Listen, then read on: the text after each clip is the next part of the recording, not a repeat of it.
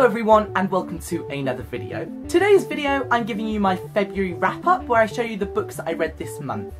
I only managed to read 8.5 books this month. The books I chose, I read quite a lot of thick books, like which you'll see, but nevertheless, or if that's the saying, I really enjoyed my reading month this month. So I'm going to start off with Monument 14 and Sky on Fire by Emmy Laybourne, which was sent to me from the amazing Hodder Children's Books. It was sent to me for review and I'm going to review them for you. 5 out of 5 stars for this series. It's about a group of kids who are stuck in a superstore during the end of the world.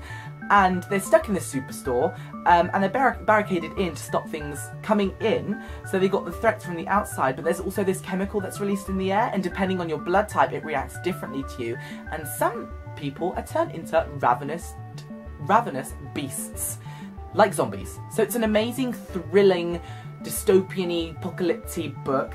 I absolutely loved this series. My heart was on edge the whole time. I really, really recommend this if you want a read that's going to make your heart pump and beat and shiver and all this. Emmy wrote this amazing, amazing series and I can't wait for the next one. Really can't wait for the next one. And the covers, I really like the covers. And I like the typography on the side as well. It looks great on the shelf.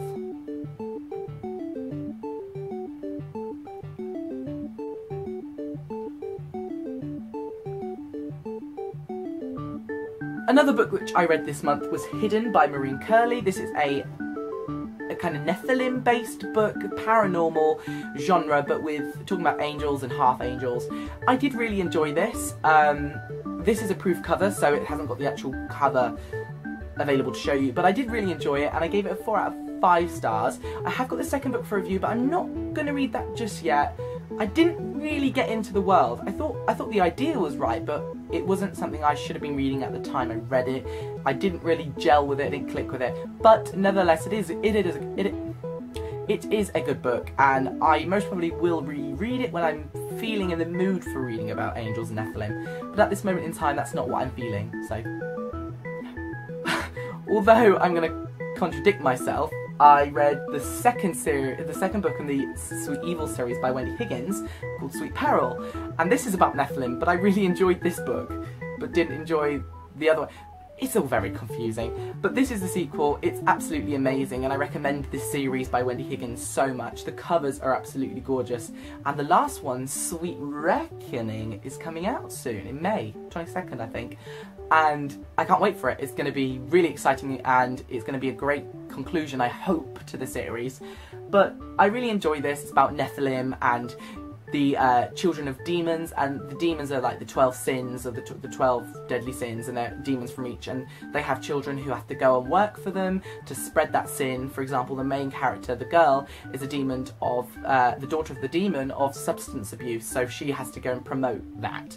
It's all really crazy, but it's an amazing, unique world, so if you like that kind of thing, go check this series out. Then, the amazing Penguin sent me Half Bad by Sally Green as a review copy. Now, I've been wanting to read this book for so long. As all of you guys know, I love books about witches, and this is about witches. In modern day England, you have white witches and black witches, and the main character, he is a boy, and he is half white and half black, and he is basically a kind of abomination. It's never really happened before, and his father is the most powerful black witch, and his mother is a very powerful white witch. But he's kept in a cage and trained to be a killer, but that's not what he wants to do. There's romance in this book, there's magic in this book, and he needs to find his father to grace him with 3 gifts, so when he so he can come into his special abilities. I loved this book. In fact, I dreamt the other day that I owned a hardback signed edition of this book, and I just loved the thought of the idea, and it freaks me out, so I'm going to be looking for one of those so bad. But guys, if you like witch books, which you all should because they're amazing and I love them, then definitely pick this up. This is definitely for you. I would recommend it, and the cover is just amazing. Look at that shimmer. Shimmer shine.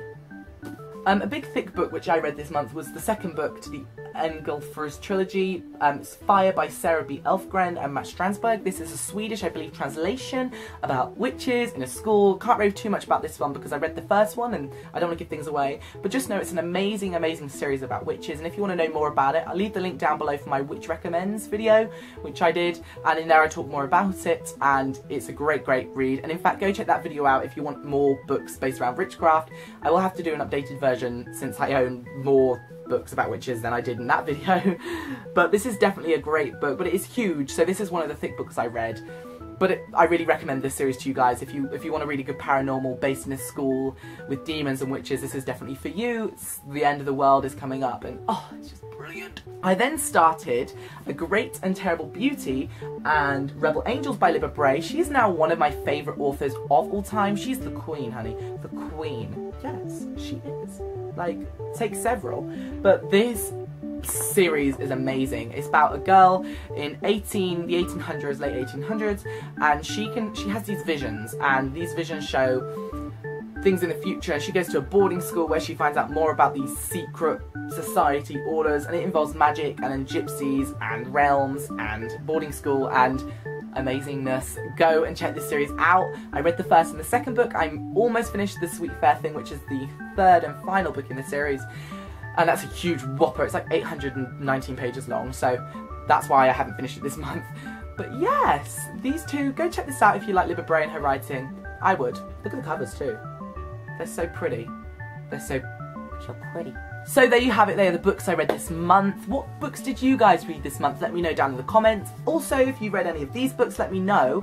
And if you want to know more about any of these books, let me know down in the comments below as well. Give this a big thumbs up and thank you for your support. Don't forget to come check me out on Twitter and Instagram where I post daily. And especially Instagram at the moment, I'm so obsessed with Instagram. So yeah, come check me out if you want to. Thank you guys so much for watching. I will see you in next week's video. What's coming on? Bye bye!